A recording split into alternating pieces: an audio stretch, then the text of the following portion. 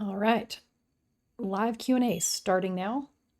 Looks like D Cruz is in SPY calls, so we will pause whatever we need to questions-wise for updates on that trade. And I am in my ES long, but this is your time to pick our brains, ask us any question you want, tag us in Market Talk.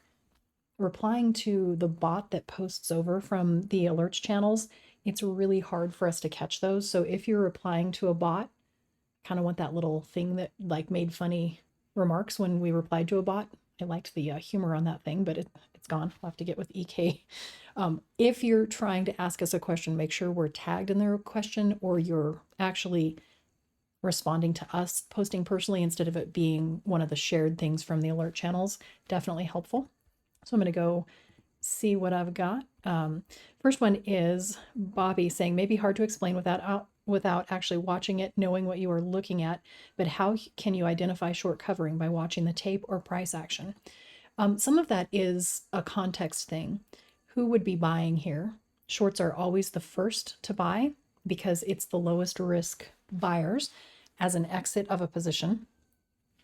So they're always like they're de-risking and they start to create bottoms. They start to like change in market direction because there's not going to be buyers in many areas until they see it's no longer a knife catch. And a lot of times it does happen at key levels that I use the volume profile, the visible range volume profile, to set my high time frames.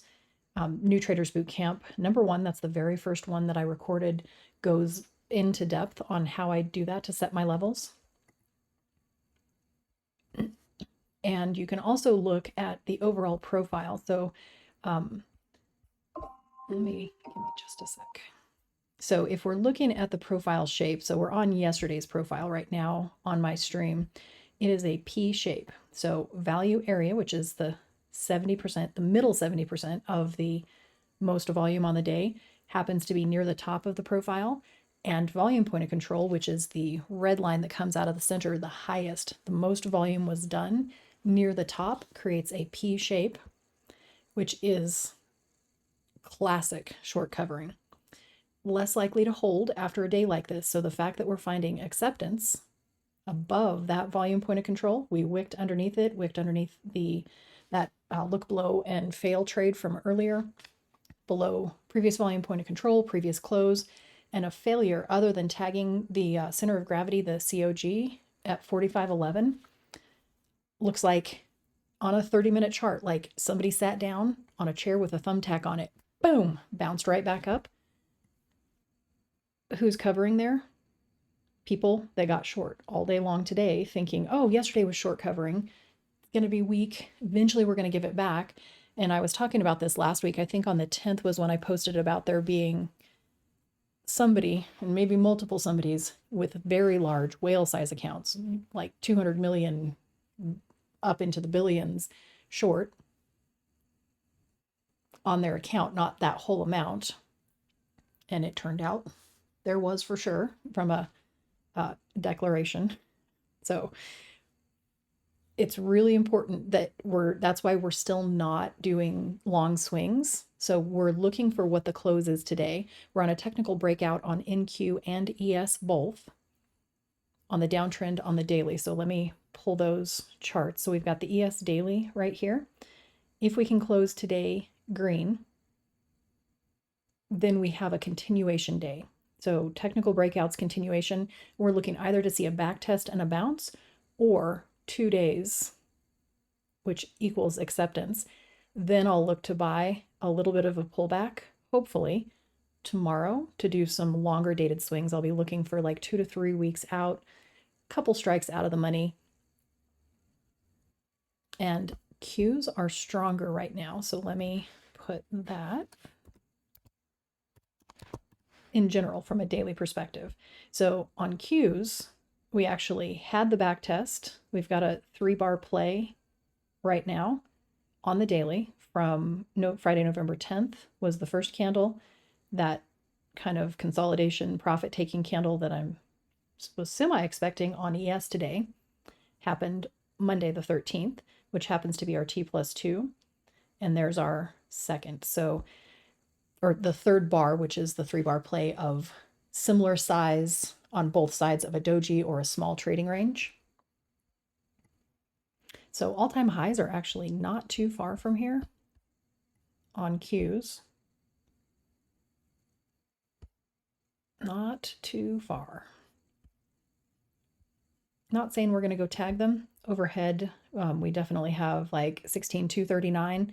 If we make it above there, and I've got a whole range set up in this white candle chart that runs up from basically just above where we are to 16,443. Once we're above that volume area, it's super easy to 17K. We'll just round it up and call it that. But yeah, the context of who would actually be buying there, and then what the volume profile is the primary way I use to watch short covering. So single prints are actually not that complicated. It's a term from market profile, the concept of like market auction theory. All it means is that on a 30-minute chart, it's a gap, and you hear a lot of people talk about fair value gaps.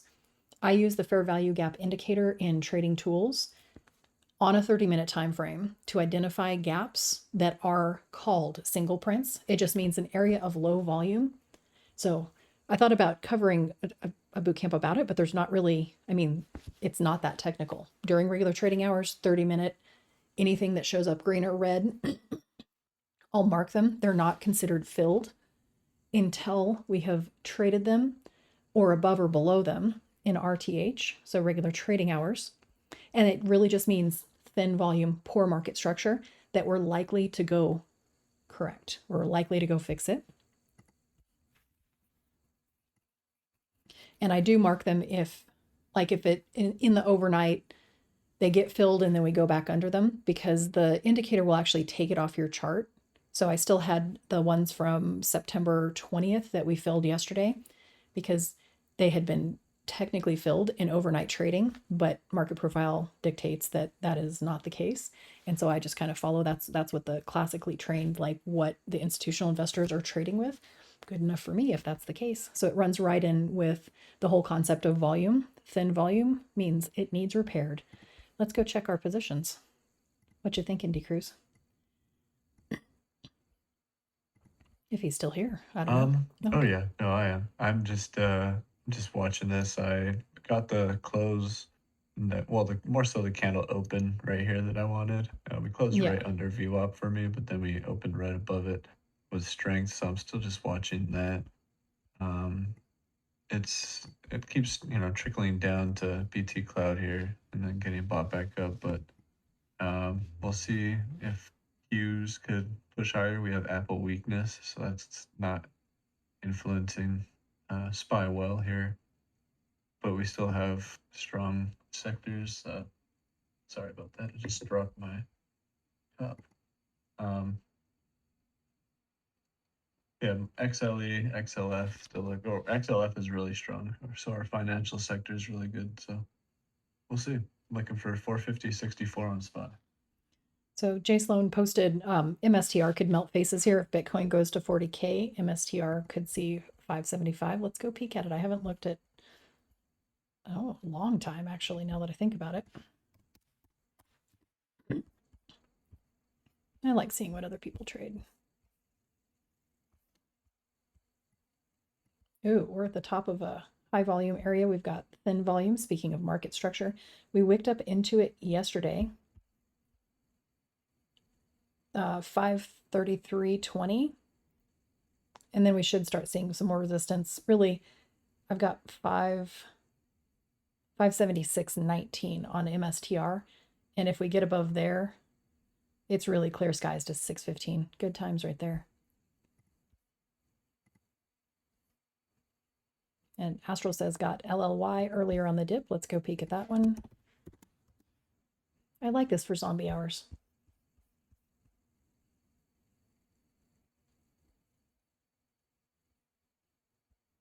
Oh, that was a nice catch. Let's go look at the 30-minute.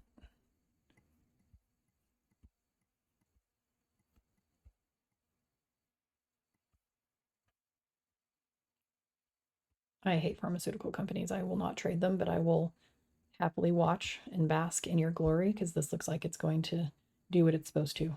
Let's see, 4 hour.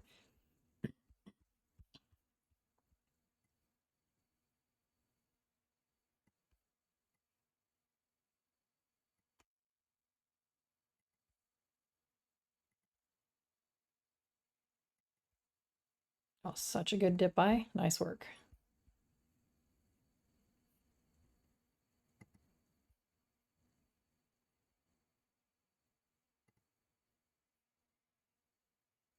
I'm logged out of Webull, can't watch tick by tick. I was gonna throw that on the screen so we can kind of see what the tape looks like, but it's not happening for this one. We're struggling a little bit about at the 20 MA on ES on the 30-minute time frame. Finding some sellers there. Next target's above 452950 is first standard deviation above anchored VWAP, which is right below the value area high on the session 4530 quarter.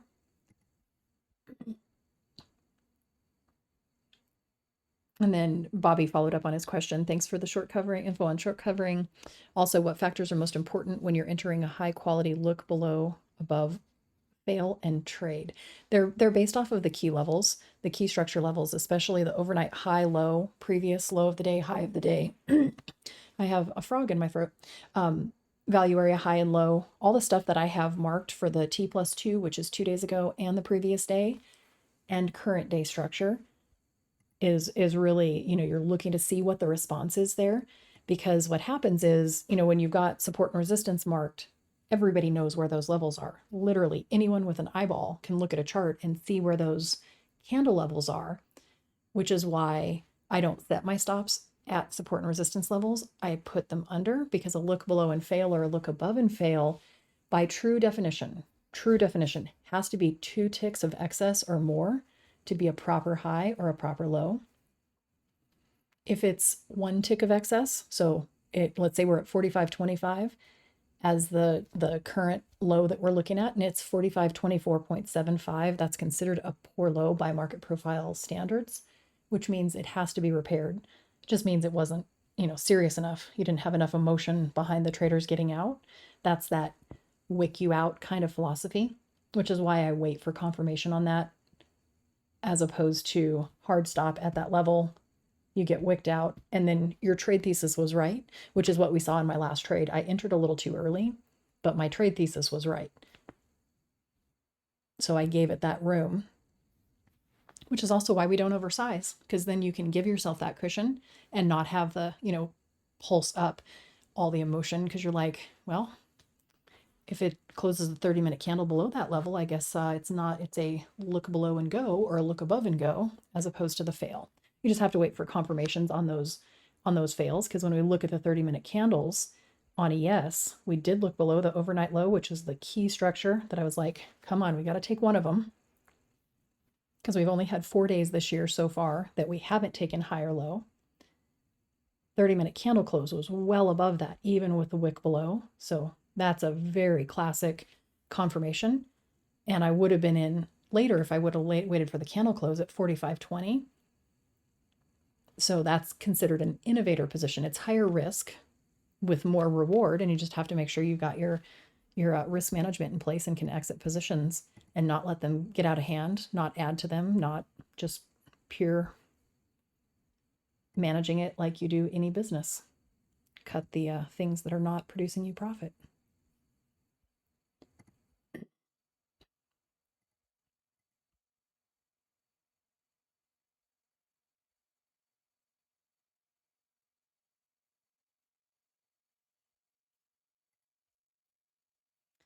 All right, any more questions? I planned on being here for questions for about a half hour. If you guys got them, tag me with them. Otherwise, I'll end the recording and just stay on live for the trading. It's a pick my brain moment. Let's go.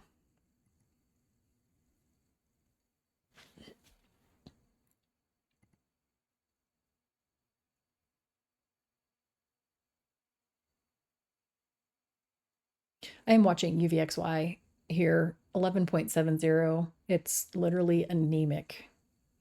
So if we were where we are right now, backtesting that previous high of the day, oh, little spunkiness there in UVXY as we're talking. So if that gets spunky and doesn't get bought right back up, then I'll exit this position. Byron asked, how did you find your edge in the market?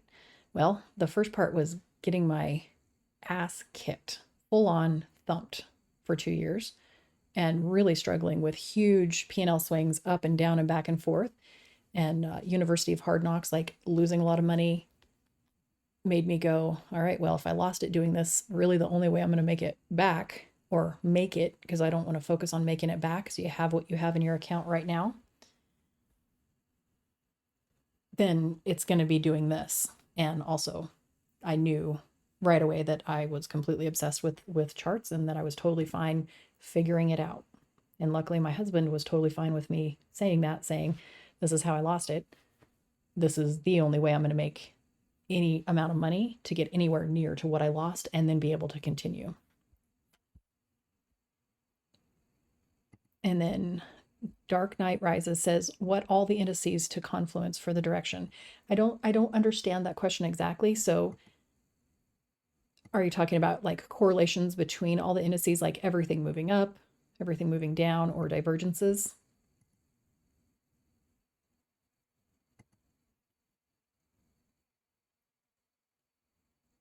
And then Nick has a question. I'm struggling because I can't go long in the last 3 days at these levels. I don't understand after a 400 rally how the market still continues to go up every day.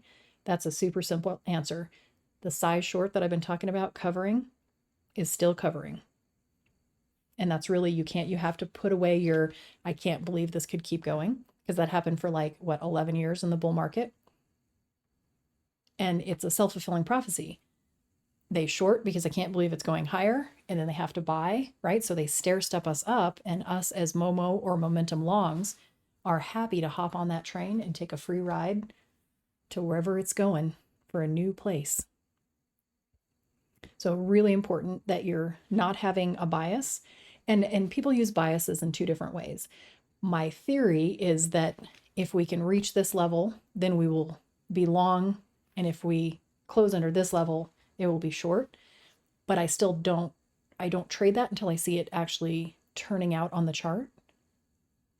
So I trade against what some people would call my bias, because I'm trading price action.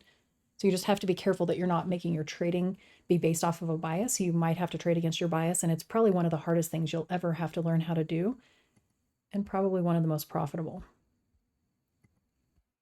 Okay, so Dark Knight Rises follows up with that, especially for ES in Q direction. I'm really looking at that where I pulled up the daily charts for direction. I'm looking left to see what the charts are telling me as far as which one's stronger. And that's like, I traded NQ a lot earlier this week, and now I'm on ES because ES made its technical breakout above that downtrend line on the daily. And was it yesterday that both, what, ES was 2.12% up at the high point, and NQ was 2.13 or 2.14. Pretty unusual for both of them to be at the same level. Typically when we've got a ripper day, NQ is like at 2 something percent, and ES will be at 1.5. There's ES always lags it, which is why I trade QQQ so much, trading options historically. That is my highest dollar amount producing ticker of all time, because I originally started trading that, and I have it kind of down to a science when I'm trading it, and moved into trading more ES when we saw the volatility start to expand in the 2020 crash, because I'm like, that's plenty enough for my taste, thank you. Good with that. So it really is all about the high time frames, daily, weekly. We did sell back down to volume, or below the volume point of control here. I'm out of my longs here at 0.35. Taking this, stopping out here. I'm giving mine until this 30-minute candle close, unless we continue down. Oh, buddy.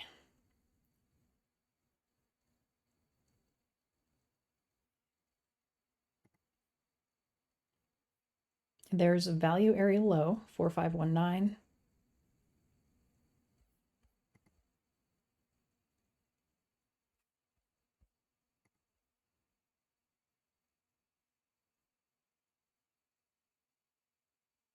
I'm trying to think back years wise. I think it was 2015. The entire year was a value area high to low trade.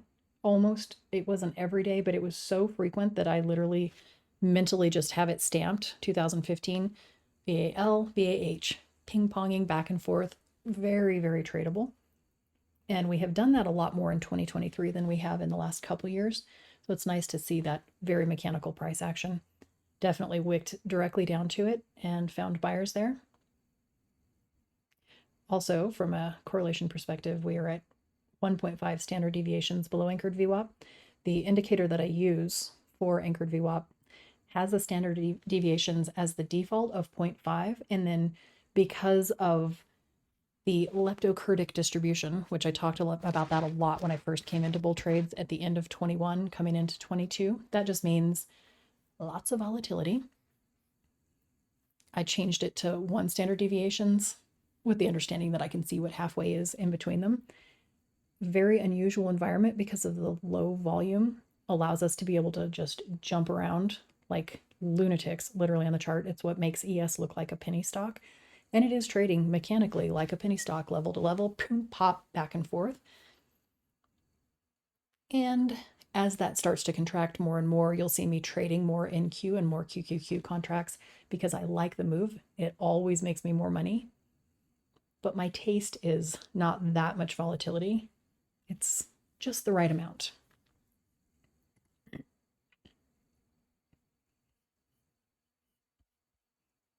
All right, last couple minutes of the Q&A if you have anything else. Let's see, Bobby has another one. When you're looking to buy a major backtest, such as if we got a backtest at ES 4425-ish, do you buy the first touch, size in, wait to see if it holds for a certain amount of time, or dips below and recovers before taking a position? That's a context thing. Although if I had to give an answer to that, it would be I want to see it wick below. And you'll hear me in live trading. I want to see the overnight low take a punch. I want to see what the reaction is. I want to see it below and a recapture. So typically I won't buy a direct tag unless you hear me say I'm an initiative buyer at this level. If we get down there, that's a key level that I'm like, all right, I'm willing to, give it the room of taking the punch below or taking that dip below and recapturing that key level. And that is considered an innovator position. You have to have, really, really good rules-based trading to be able to do that, so you don't end up just continuing to add to it as it continues to knife down. But a wick below and recapture is one of my bread and butter, like look below and fail or look above and fail. Key things. If you want to pick one thing that you can literally make a living doing, very successful, no other trade setups, it's the look below or look above and fail with confirmation.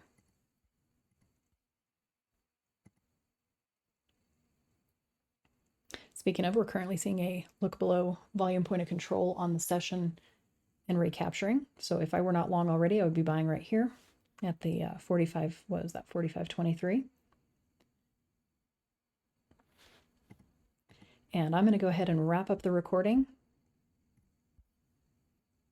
And like I said, love questions. It gives us something to talk about as opposed to like just rambling. We try to think of things to fill the time, but it definitely helps for you guys to give us some direction about what you're curious about. We love it. And if you guys like this, let me know because I will do them. I mean, I'm here in the afternoon a lot. I will do them more for zombie hours.